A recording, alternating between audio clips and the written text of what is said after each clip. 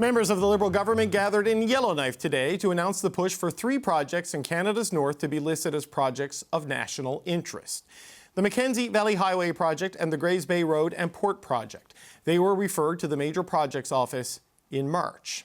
And they would open up access to some remote parts of the Canadian Arctic. The 2 roadways will move on to the next stage of fast-tracking alongside the Deep Geological Repository. That's a nuclear waste storage facility which would be built in Northern Ontario. Every step of the way is accelerating. So MPO referral got us hustling. It got us hustling so that the Mackenzie Valley Highway is ready to now be in this listed category. They can unlock their budgets. They can help support this. They want to see the money get spent. We want to see the money get spent. Steven MacKinnon is the Minister of Transport, and he joins me now. Minister, good to see you, sir. Thank you for giving us some time today. Thank you for having me. So now that I want to focus on the 2 northern projects, if I can, the Mackenzie Valley Highway and the Grays Bay Road and Port, now that they've been sent to this stage, should Canadians assume that these projects are essentially a done deal? These are going to go ahead? Well, no, meaning that we have legal obligations, duty to consult, various federal processes to go through. The point of the announcement today is not so much to say that this is pre-approved or any words to that effect. It is to say now these are on a very, very clear path. They have the focus of the Major Projects Office. We will be applying those tools after a period of consultation with Indigenous peoples to make sure they get on the fast track to approval, not burning any steps. All of the, of course, applicable permits and other things still apply, but this gives us, one person said to me today, we've been talking about this Mackenzie Valley Highway project for decades, and I think what he said, David, was just build the damn road, and there's a lot of sentiment out there to that effect.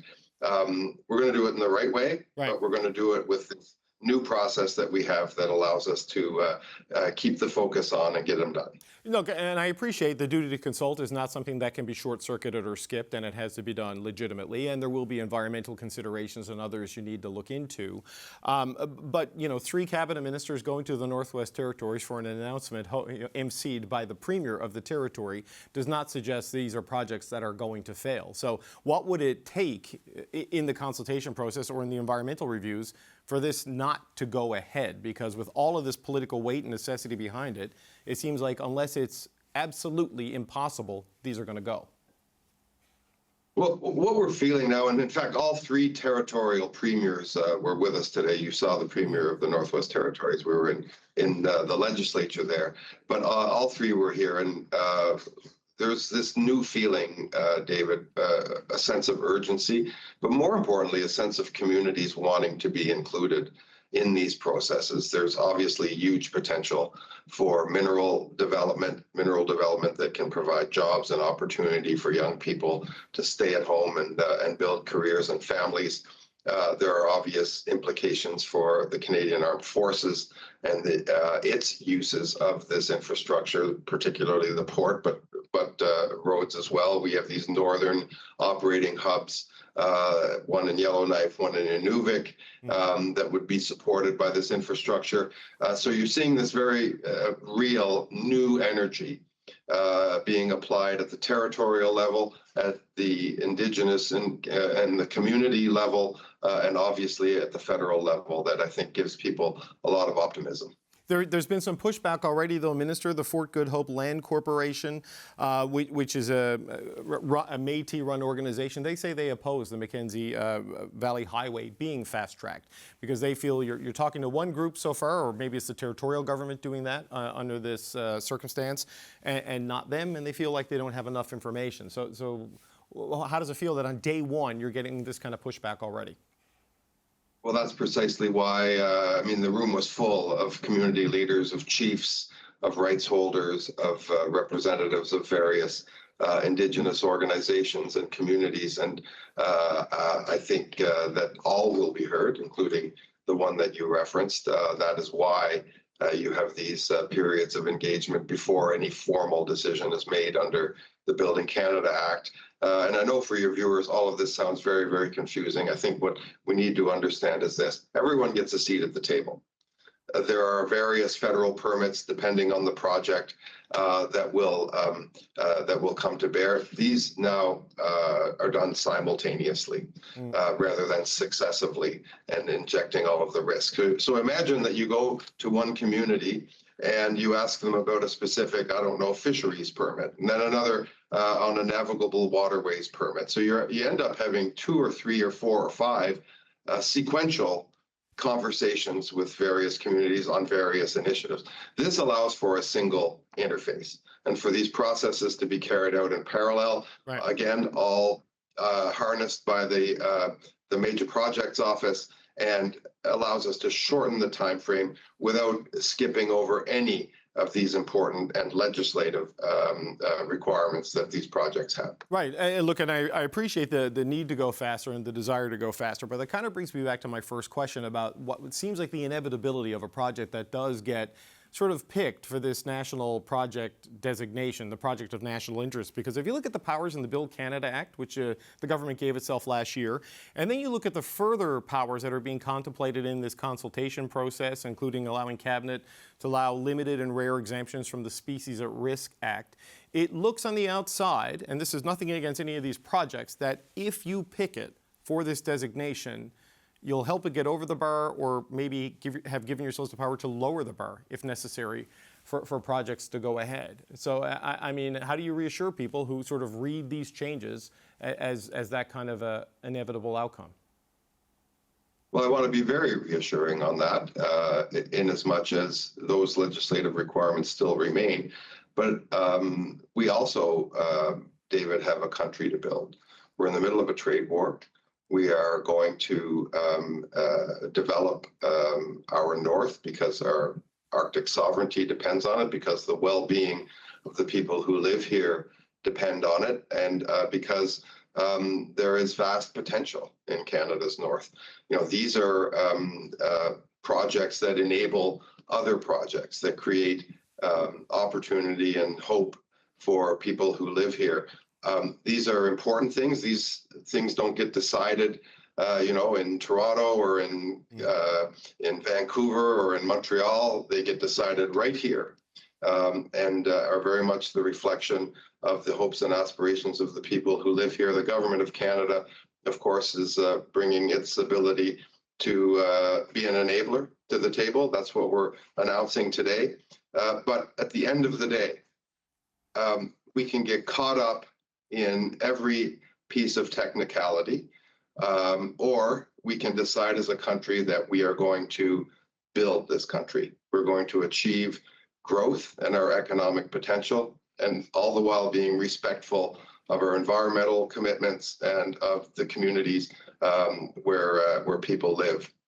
That's what this is all about. But there is a renewed determination, let's be very, very clear, to bring a focus to bear on these projects and get them done. Just a question on timeline, Minister, because you've heard it's been quoted back to you many times about moving at a speed never seen imaginable, and it seems like you are speeding up approval process. So the Conservatives are criticizing, saying this is still too late, and they would have done it faster. Northern construction, though, is still northern construction. All of the challenges of weather and the topography of the place, getting supplies there and getting workers there remain. How quickly do you see these projects getting to yes, and then getting into a real serious level of construction and execution? Well, again, it depends. But I think, and I don't want to give you a date because, David, you'll hold me to that. But what I will say is that it will be far, far shorter than if it were left on its own. And we will be putting shovels in the ground on the Mackenzie Valley Highway, some approved segments this summer. We have put in place the resources necessary to build some structures and continue moving north along the Mackenzie Valley Highway. aggressive work is being done at the Grays Bay port, and it's important to linger on that project a minute. This is a major piece of port infrastructure, commercial port infrastructure, but also defense related port infrastructure in Nunavut, where it will open and unlock untold prosperity and untold ability for us to defend our country. These are essential projects. These are vital projects for the people who live here and for the people all over our country who want to see us invest in our security, invest in our prosperity. So we're giving ourselves the tools to see them over the line, and they will get done a lot quicker than would otherwise be the case. Yeah, well, just one last quick question, if I can, Minister. I know you're not the Minister of National Defence, but I've spoken with Premier Simpson about this project many times and the dual-use nature of it in terms of shortening economic distance, opening up mineral development, but also the defence capacity. I mean, how do you see this helping the CAF presence there? Like, does this allow you to establish more bases? Does this allow you to have a bigger presence? Like, what is the plan on the Arctic sovereignty and security side coming out of this highway system? Well, some of this has been announced already. Other pieces, Minister McGuinty will announce them in due course. But we will have enhanced northern operating security hubs. They will need to be supported by road and other infrastructure, of course. We will have a naval Coast Guard presence that will be enhanced in the north. That will, be centered around this major port infrastructure that we're discussing today. And it goes without saying that the ability to move resources, logistics, troops around Canada's north is just as essential as it is in any other part of the country. And so we're giving ourselves the ability to do that. These will have very, very clear uses for the Canadian Armed Forces, as well as unlocking and opening economic opportunity for the people who live here. Steven MacKinnon, Minister of Transport, thanks for joining us from the Northwest Territories, sir. We appreciate your time. Thank you very much. Joining me now is the Premier of the Northwest Territories, R.J. Simpson. Premier Simpson, good to see you again, sir. Thanks for being here. Oh, thanks for having me. We have been talking about the Mackenzie Valley Highway project quite a few times on the program, you and I, and now it's moved to this next phase, maybe heading towards the project of national interest designation. How significant is today in terms of getting this project and opening up parts of the north? It's a huge milestone in the advancement towards constructing and completing the Mackenzie Valley Highway. I've been saying for a couple of years that we're building it, we're going ahead. And this is confirmation that the federal government sees it as a viable project, one that's likely to succeed, one that's going to bring economic benefits. And by doing by listing and by going up to the consultation period, we're going to move even closer to that project of national interest status, which is really going to help move this forward in a timely fashion. So this consultation phase that it's moved into now, I mean, there's the whole duty to consult process, which can't be rushed and short-circuited. And then there's other assessments, environmental and otherwise, that need to be looked at. So how long do you anticipate in ballpark this process to take before you know if it can go to that next step and get the designation? Well, I heard today that they're looking at getting things done by the fall. So they're going to go out, they're going to go to communities and talk to folks. So that's the federal government. And, hopefully we have an answer by the fall. And this project is not something that the government dreamt up and is trying to impose on people. This is what we heard from the communities, what we've been hearing from the communities for decades. And so while I'm sure there's going to be concerns about potential environmental issues, about quote unquote fast tracking some of the federal permitting, I think there's going to be broad support for this project. Okay, but on that point, we did see a statement from the Fort Good Hope Land Corporation, which is, I believe, Métis run. Correct me if I'm wrong on that, Premier, but they're opposing the fast tracking of this. They think it could infringe on their rights, and they say they don't have all the information they need just yet. Are you expecting more pushback like that? How do you reassure the Fort Good Hope Land Corporation that this is not going to be a problem? Yeah, and so they're part of the Satu Dene Métis land claim in Fort Good Hope, and the First Nation there, raised some concerns about fast tracking. And in the Northwest Territories, if you look at the history of development, we see a lot of contaminated sites. A giant mine is the obvious one here in Yellowknife. It's a $4 billion cleanup. But when you go out on the land or when you're in communities throughout the territory, you'll see old contaminated sites because the way development was done in the past, there wasn't thought put into how we're going to clean up, how we're going to remediate. And people see that all the time up here. And so, they're right to be skeptical and be concerned because they want to ensure that this time it's going to be done different and it's going to be done properly. And it's our job as the government's, the federal government's job to go out and show people that, yes, we do want to do this right. We are going to do this right. So, it's all part of the process. How do you demonstrate that, though, Premier, if you look at the powers the federal government has given itself under the Build Canada Act and others that it's contemplating taking in this broader review they're doing of regulations, there is the ability to lower the bar on environmental standards, to give exemptions on environmental issues to get projects through. And when you're fast tracking, maybe there isn't as much time to consider the consequences of those choices. So how do you reassure people when it's right there in the law that some things could get short-circuited? So the federal piece of this is minor. We have a regulatory regime in the territory, one project, one review. It's based on a piece of legislation that is not impacted by Bill C-5. It's a co-management system with the Indigenous government appointing board members, the territorial and federal government appointing board members, and everyone having a say and awareness of what's going on. And so it's a much different situation up here. And none of our co-management regulatory system is going to be affected by this designation or by the work that the federal government is doing. The way that we're managing our system is we're making it more efficient.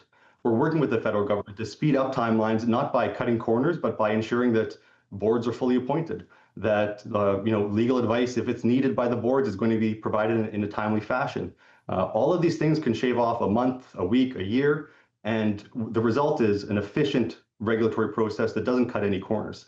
When it comes to the federal piece, they are going out there doing the consultation, they're doing the work, and from what I understand, they really want to take the guesswork out of the federal permitting. What happens is you go through a whole process and you hope that at the end it's going to be accepted as a developer.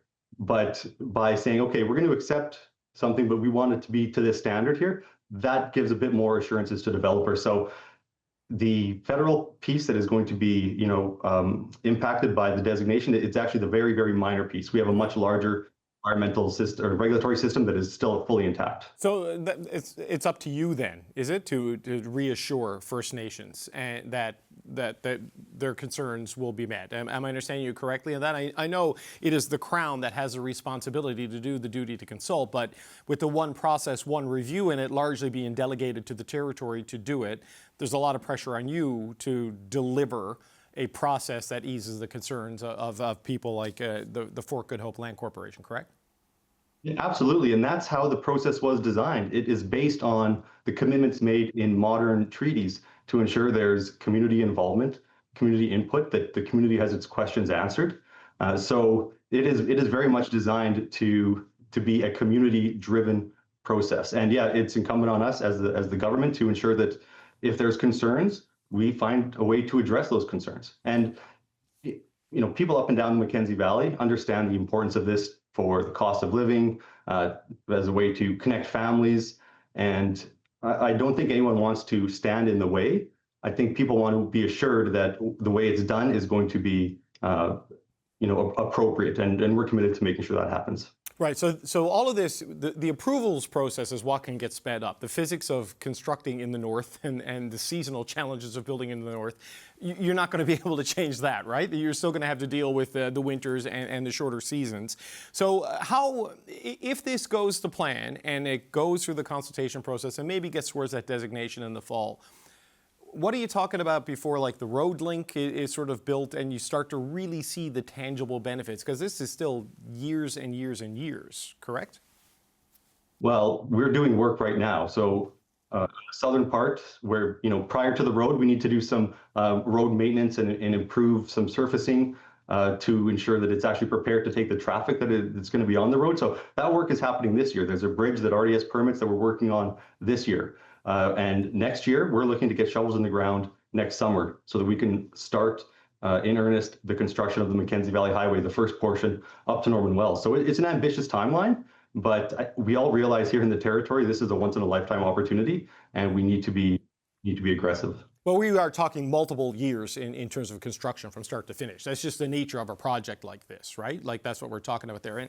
And Premier, we've also talked about this highway and other projects that you've targeted in the north. Well, we look at the Port Grays Road and Port in the neighboring territory. These are also dual use, right? There's a defense component to this potentially, as well as economic development and just quality of life. I mean, what, as a final point, next opportunities you see this unlocking on the security and economic side for the territories and your neighbors? Well, I think it's a powerful assertion of Canadian sovereignty in the Arctic, for one thing. So just starting there, the world will see that we are building this 800-kilometer stretch of road to make a connection with the northern forward operating location in Inuvik. And so from there, that perspective, it's a strong show of sovereignty. It will also enable easier transportation of troops or equipment up to that forward operating location in Inuvik, north of the Arctic Circle. And that obviously has a security component to it as well. Economically, it's an area with vast oil and gas reserves. There's been a producing oil well there for 100 years now. And right from the southern part of the territory up to the Arctic Ocean along that route, there's significant oil and gas deposits. We also have a number of critical minerals and precious metals in the area, but without road access, it's a difficult and expensive place to get to. And so having that road access is going to open up a lot of economic opportunities. And, I mentioned this last time I was chatting with you that a week after the Prime Minister came up and made his announcement, Rio Tinto was up in the region looking at some deposits they hadn't looked at in a long time because they recognize that things are changing now. R.J. Simpson, Premier of the Northwest Territories. Always appreciate the time, sir. Thanks for being here. Thank you. Okay, the Power Panel is here to talk about what we learned today. Amanda Alvaro is a former Liberal Party communication strategist. Tim Powers has worked as a strategist for Conservative parties. And here with me in the studio, we have Jordan Leiknitz, who is a former NDP strategist. It is good to see you all. Jordan, let's start with you. What do you make of what we saw there today, that the first projects to move to this next phase are in the north and could open up defense capacity, critical minerals, and just quality of life up there? What do you make of it? Yeah, well, I think you said the magic word, defense capacity. So I think a lot of this is about the dual use nature of some of this infrastructure, particularly as the current government is looking to get closer to the 3.5% of GDP on defense spending. It's helpful to have these projects as part of that mix. I think the other thing is that particularly with those two northern projects, those are projects that, yes, well, they have a component that is going to be very important for mining in the north. There also is, as you said, quality of life aspects to them as well, in terms of things like access to communities that are currently only fly-in or drive-in on seasonal roads or by water. It's going to give people shorter trips to major capitals. So there is, I think, in some sense, a selection of some of the projects that are a little bit politically easier to get acceptance for. The nuclear repository in Northern Ontario, even though it is still controversial in some parts of Northern Ontario, does have host First Nations communities with it. So these are not the toughest of the tough projects. These are ones that are going to have a little bit of a better buy-in, and they're ones that have some utility, I think, politically for the government as well, and some other files. Yeah, Amanda, I wonder what you make of that. I mean, you can't talk about Arctic security and Arctic sovereignty and not open up the Arctic to move around quickly. I mean, the road will cut 15 hours off the trip is one of the estimates I read. And you're also seeing a narrative on nuclear, right? With the nuclear strategy, then the Ontario deal with the First Nations in Darlington, and now a storage facility. I mean, what do you make of the story they're telling here with all of this? Yeah, well, not at all random. Connecting northern communities, right? Looking at strengthening the Arctic infrastructure, more access to critical minerals, Canada's energy future. Like, all of this is connected. But certainly when the Prime Minister talks about sovereignty and talks about national security, these projects make a lot of sense. And I think, this is what he has been on since day one, right? If you've listened to Prime Minister Mark Carney, he's been talking about these projects, and now he's making them happen. And he has to make them happen because so much is riding on this ability to stop debating the projects or stop talking about the projects and actually get them built. So to be able to move some of these in critical northern areas into the next phase to reduce some of those duplicacy efforts, I think is really, really important. important. And I know the Conservatives are on their ribbon cutting lines, but I fear for them. I wonder what's going to happen when these projects get underway, when there's a lot to show for it, and they've spent all of their time just talking, in these reminiscent hashtags that they have. I'm sure the Conservatives appreciate your concern about their political well-being there, Amanda. They might. But, Tim, it is interesting on that. Like, we heard from Dan Albus there, and it echoes what we've heard from Mr. Poilievre.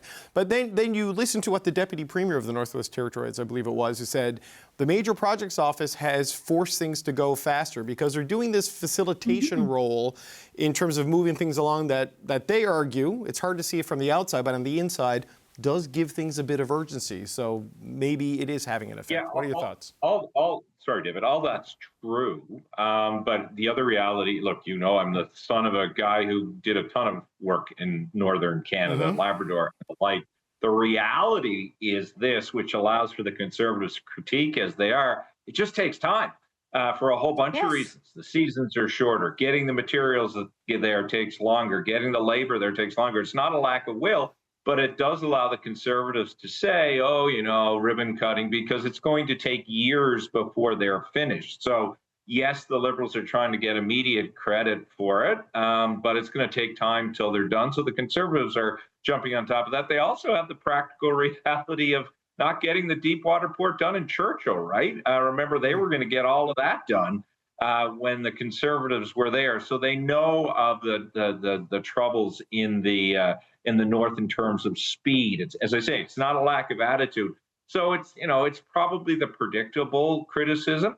But look, if we are going to reassert our northern sovereignty, as Stephen Harper tried to do with numerous military exercises in the north, we have to build up there. So, you can probably call out some of the Conservative challenges, but you're not going to see these projects done for years and years and years. Well, this is just it. And Jordan, this is what I wonder about. Like, what are we talking about when we talk about speed, right? Because you can't change the physics of construction, right? But the speed is on the approval and the assessment process. Construction is still going to take what construction takes, right?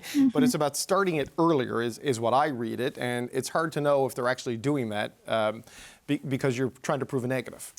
Yeah, that's right. And I think that there's been some legitimate questioning of whether this is going to actually make a significant difference in general when it comes to projects, because often companies in the process of getting their permits, they can be the ones causing the holdups in terms of how long it takes them to get their side of that sorted out.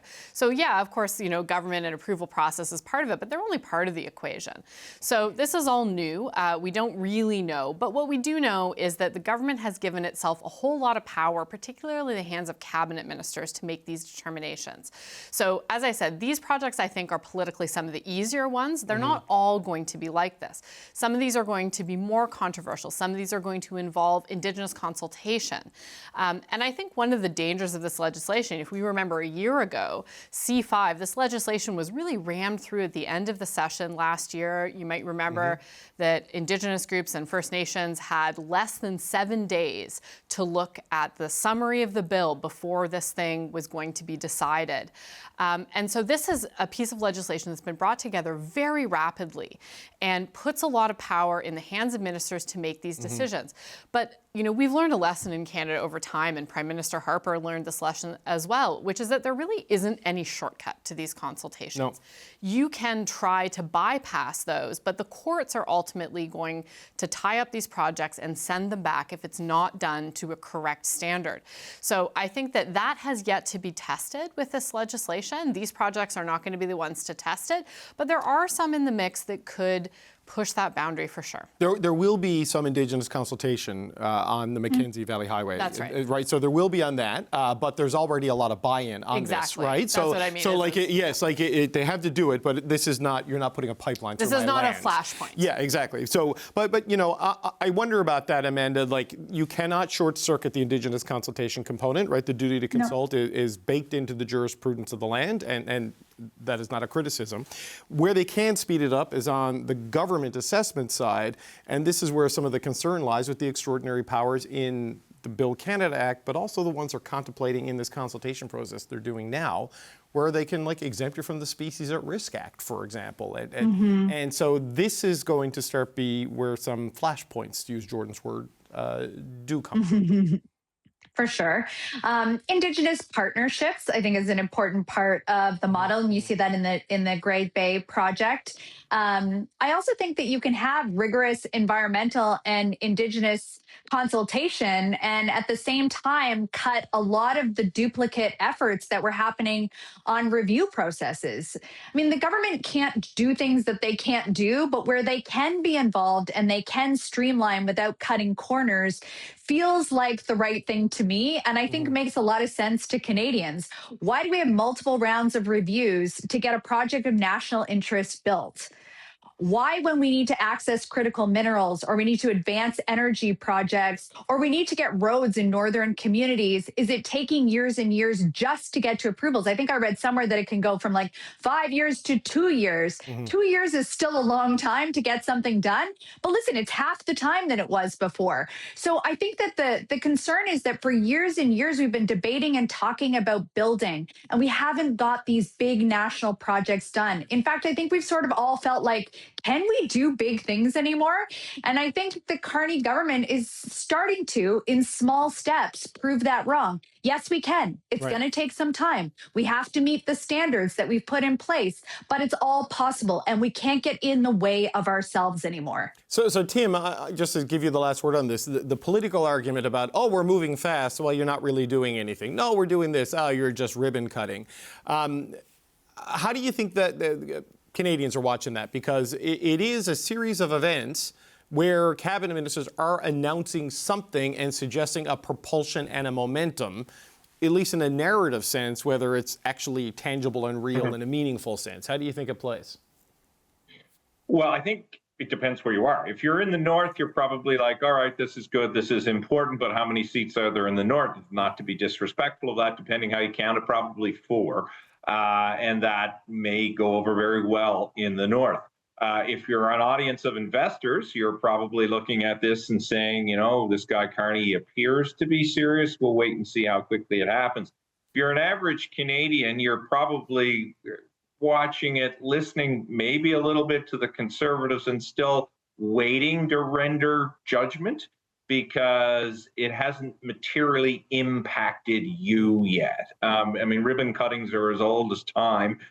Politicians, scissors, and red ribbons. I mean, this stuff is all pretty predictable. So the opposition has to offer some critique to it all. But I don't think this is the stuff, David, about the acceleration of projects that's so much about the public as it is about global investment. And the hope is that global investment will come faster, and that will have other benefits for the public. Yeah, and that's where that